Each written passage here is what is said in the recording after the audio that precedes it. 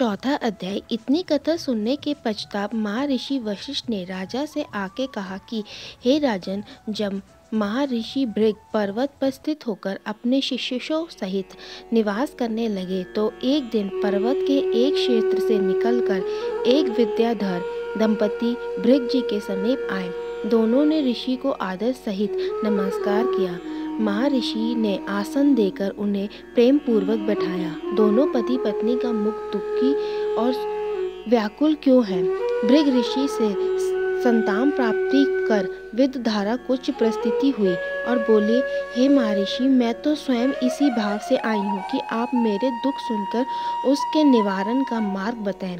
मुझे अपने पुण्य कर्मों के प्रभाव से स्वर्ग की प्राप्ति हुई है, किंतु मैं इस कारण से बड़ा दुखी हूँ कि देव शरीर पाकर भी मेरा मुख व्या की जैसा है। पता नहीं मेरे इस अज्ञात पाप कर्म के कारण मुझे व्याह की मुख कृति की प्राप्ति हुई है। विद्याधर ने आगे कहा, मेरे साथ आई यह रूपवती स्त्री मेरी पत्नी है और यह संगीत, ज्ञान तथा वंदना में अत्यंत निपुण है। इसने अवस्था में सातों स्वरों का उत्पादन करके मधुर स्वर में वाणी वंदना किया। इसके वाणी वंदना की मनोहिता ने ज्ञान कला तथा वाणी वंदना के विषय देव ऋषि नारद को बड़ा प्रभावित किया और नारद जी प्रसन्न हो गए। उस समय वीणा वंदना के साथ ही इसके शरीर का अंग प्रत्यंग लाय कर थिकर रहा था। इसकी वीणा वंदना की पश्चिम ध्वनि सुनकर भगवान शंकर को भी रोमांच हो गया और वे भी मुग्ध होकर शीश हिलाने लगे। हे ऋषि श्रेष्ठ, मैं आपसे सत्य कह रहा हूँ कि शिला स्वभाव, चरित्र, गुण तथा सौंदर्य और यौवन की दृष्टि से मेरी पत्नी अद्वितीय है। इसके जैसी विशेषताओं से युक्त स्वर्ग में भी कोई अन्य युवती नहीं है। हे ब्राह्मण, मुझे यही दुख खाया जा रहा है कि ऐसी अद्वितीय सुंदरी का पति मैं कैसे कुरूप हूँ। मैं इसी कुरूपता के दुख की अग्नि में दिन रात जलता रहता हूँ। मैं दुखी होकर आत्महत्या तक करने का सोच चुका हूँ, किंतु धर्म भय से रुक जाता हूँ। हे प्रभु, किस पाप के कारण दिव्य शरीर धार होकर भी कुरूप हूँ? कैसे मेरे दुख दूर होंगे? कैसे मुझे पूर्व की सुंदरता मुख कृति प्राप्त होगी? क्या मैं सौंदर्य प्राप्ति कर अपनी अर्धांगिनी के साथ शेष जीवन सुख से व्याकृत कर सकूं? हे ऋषि श्रेष्ठ, कृपया मेरी इन शंकाओं का समाधान करके मेरा दुख हरण करने की कृपा करें।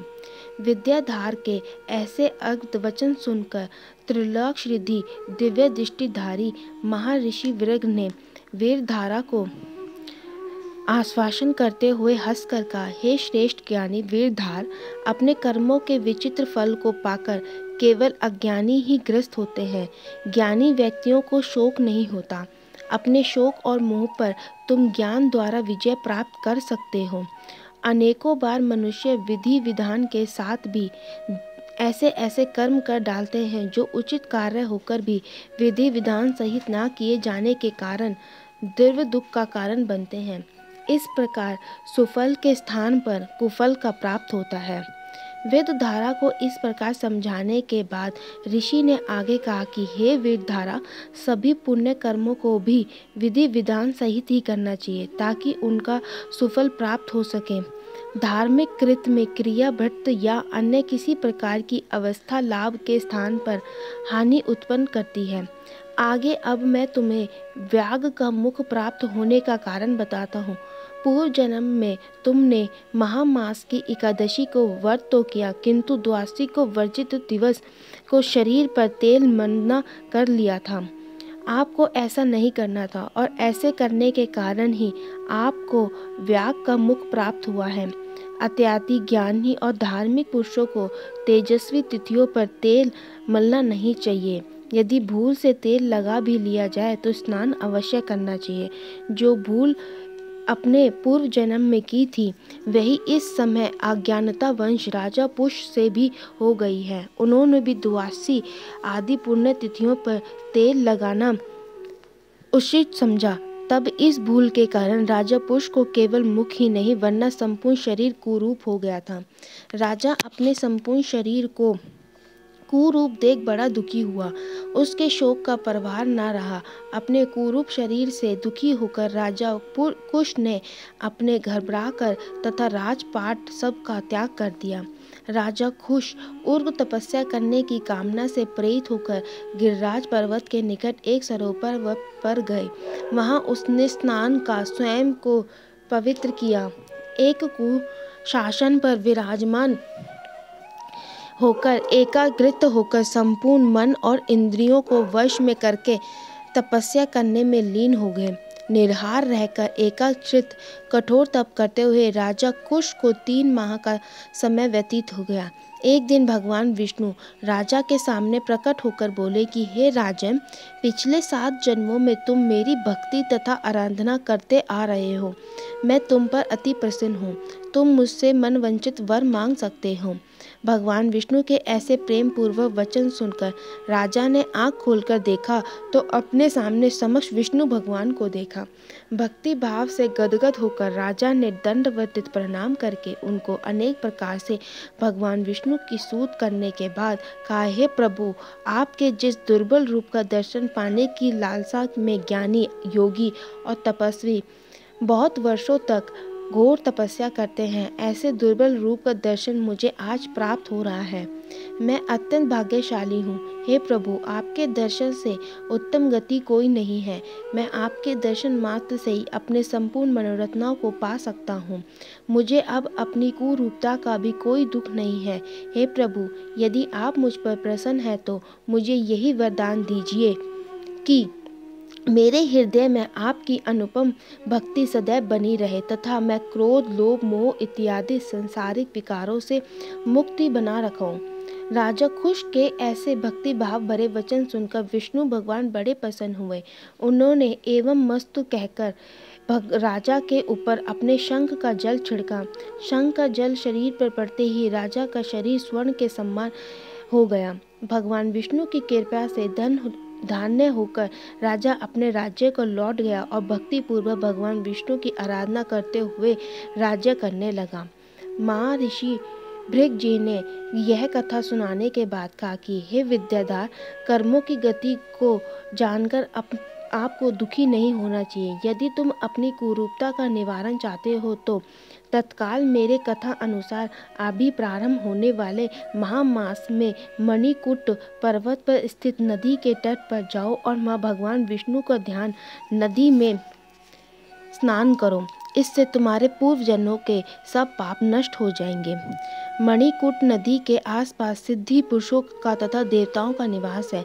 तुम भाग्यशाली हो। आज से ठीक 5 दिन पश्चात महामास प्रारंभ होने वाला है।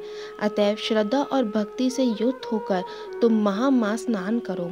महास्नान की विधि इस प्रकार है। पौष शुक्ल द्वादशी के दिन से स्नान प्रारंभ करना चाहिए। भूमि पर स्नान करें और 1 माह तक निर्हार व्रत पालन करते हुए तीनों लोकों में स्नान करते रहना चाहिए। मन को एकाग्रित करके पूर्ण इंद्र ग्रहण करते हुए सभी प्रकार के भोगों को त्याग कर महाशुक्ल एकादशी तक तीनों कालों में भगवान विष्णु का पूजन करना चाहिए।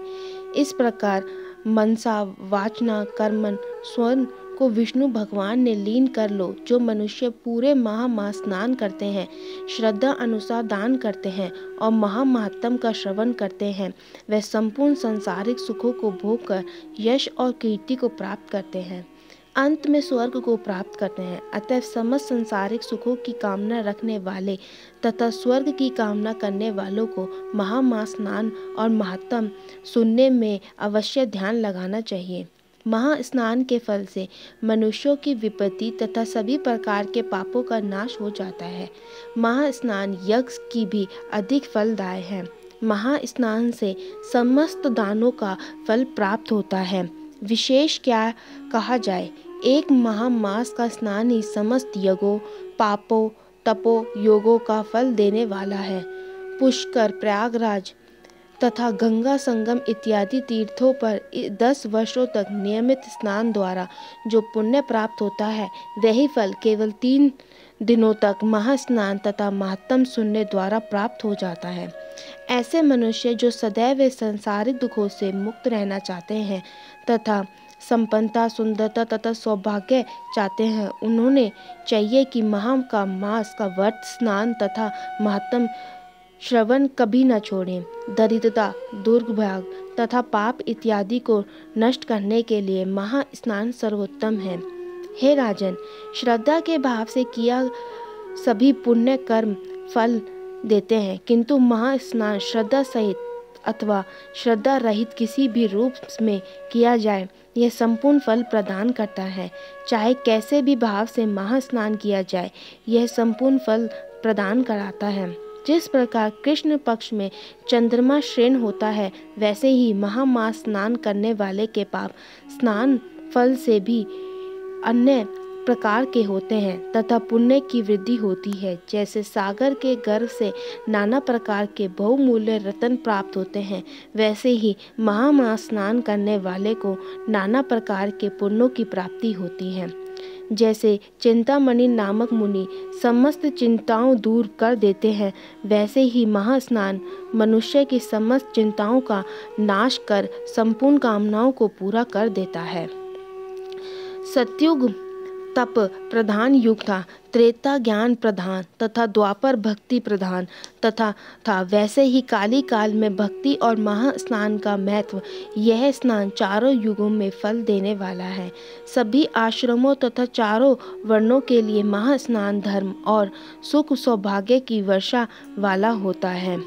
महर्षि मर्ग के यह वचन सुनकर विद्याधर ने पूछा, हे प्रभु, जो मनुष्य एक माह तक निराहार रह सकने में असमर्थ हो तथा फलाहार भी उसके लिए संभव न हो, वह किस प्रकार महामास के व्रत का पालन कर सकता है।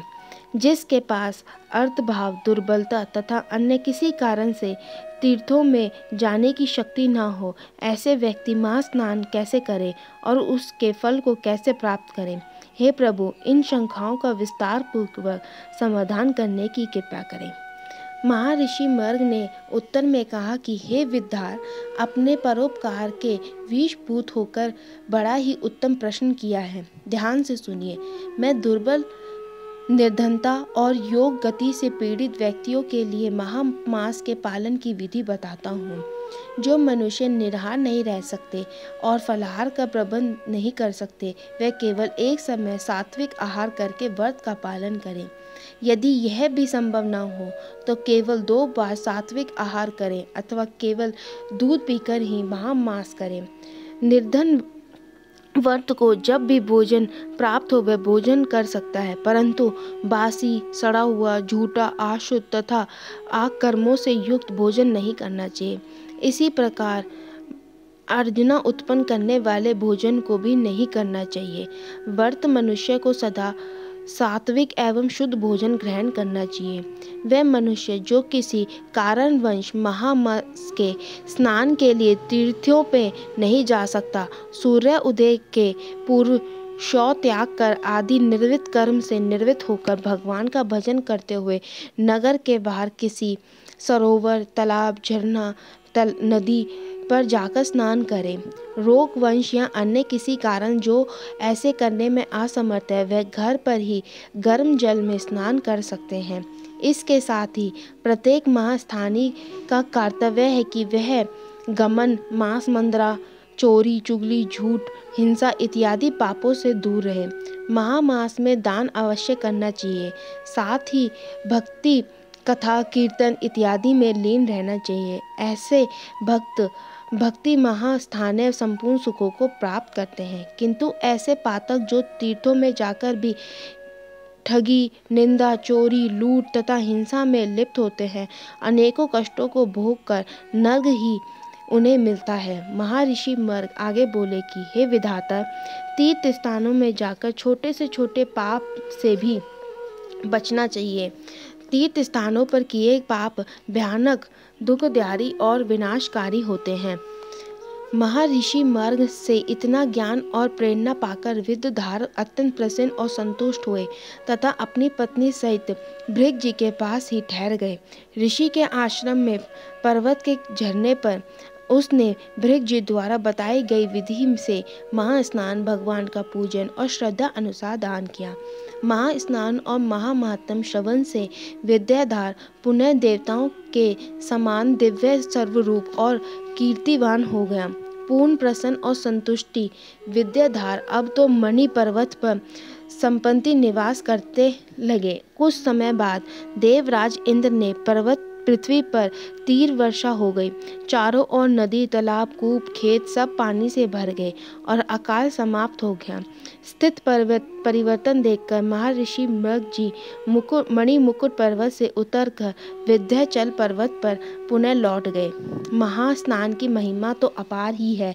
जो व्यक्ति महात्म्य का श्रद्धापूर्वक सुन लेते हैं, उन्हें पृथ्वी पर सभी सुख तथा पुण्य फल प्राप्त होते हैं और संपूर्ण मनोरथना की स्थिति होती है। स्वयं ही ऐसे भक्तों के हृदय में भक्ति का संचार होता है, उनकी प्रभु चरणों में प्रीत बढ़ती है। ऐसे व्यक्ति सभी सुख भोगकर स्वर्ग को प्राप्त करते हैं। इत्यादि श्री पद्म पुराण महात्म्य 4 अध्याय समाप्त। बोलिए जय श्री कृष्ण।